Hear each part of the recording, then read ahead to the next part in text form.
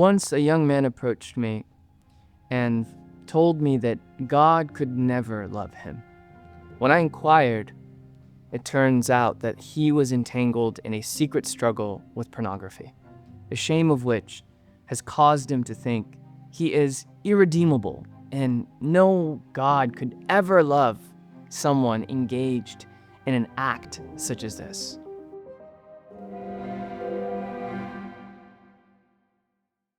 Have you ever felt that your flaws and sins create a barrier between you and Allah's love?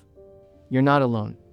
Many of us wrestle with the notion that our imperfections somehow make us unworthy of God's love and causes us to ask, will God ever accept me or love me despite my flaws? Once a young man approached me and told me that God could never love him. When I inquired, it turns out that he was entangled in a secret struggle with pornography, the shame of which has caused him to think he is irredeemable and no God could ever love someone engaged in an act such as this. Unfortunately, this shame not only dimmed his spiritual connection, but would inhibit him from seeking forgiveness, because in his mind, I am irredeemable in God's eyes. Is this true? The first thing we need to understand is the difference between shame and guilt.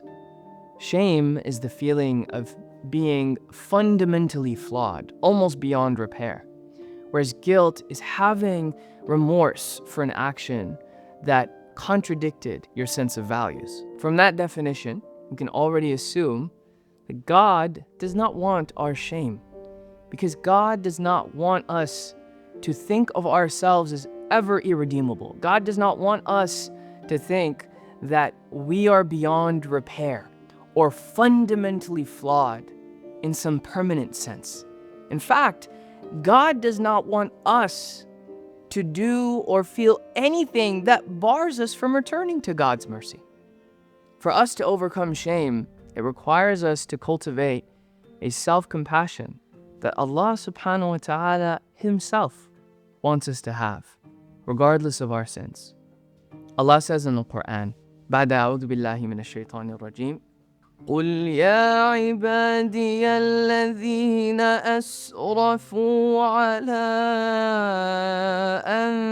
أنفسهم لا تقنطوا من رحمة الله إن الله يغفر الذنوب جميعا إنه هو الغفور الرحيم. This verse dispels the common myth that we tell ourselves, that any of us could be beyond Allah's mercy and Allah's love. Allah's mercy is boundless. The Prophet ﷺ tells us that God metaphorically extends his hand during the day for those who sin during the day, and he extends his hand during the night for those who sin during the night. In other words, God is always there to receive simply the desire within us to turn back to him. Not only is God ready to receive us, despite the enormity of our sins, but rather, nothing brings God greater joy. The Prophet ﷺ gave us a very interesting example for this. He says, imagine the person who loses his camel in the desert. Now, camels are not like dogs. If the camel leaves, he's not coming back, right? And so imagine you're in the middle of the desert. Your camel, upon which you laid all of your belongings to survive in that desert, is now gone. So this man in the desert is staring at death. And yet, suddenly, he is reunited with this camel.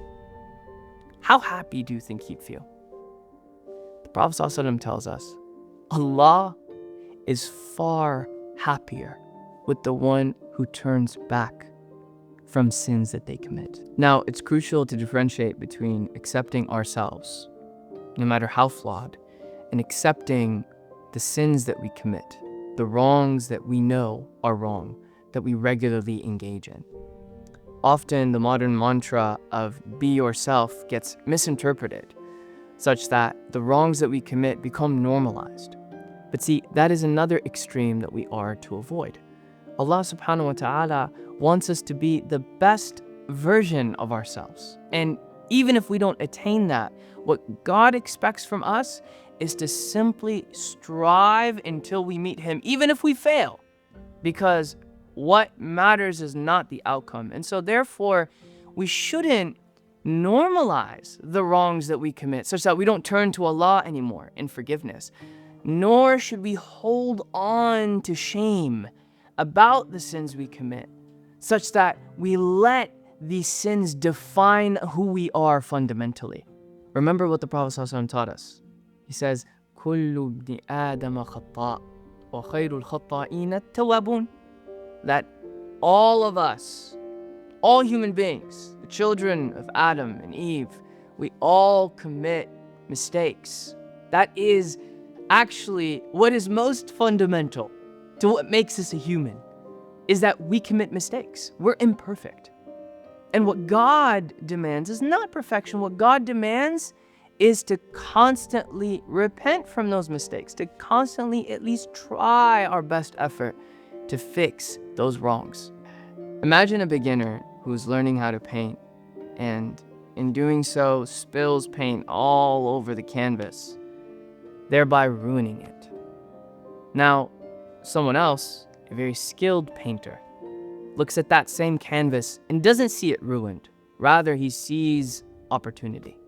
He sees that canvas and can turn it into an actual masterpiece. Similarly, Allah subhanahu wa ta'ala, the most skilled, is waiting to turn those mistakes and those sins into a transformative journey towards growth and enlightenment. All that's required is for us to see it that way and to turn back to Allah with hope that He can do that in our lives.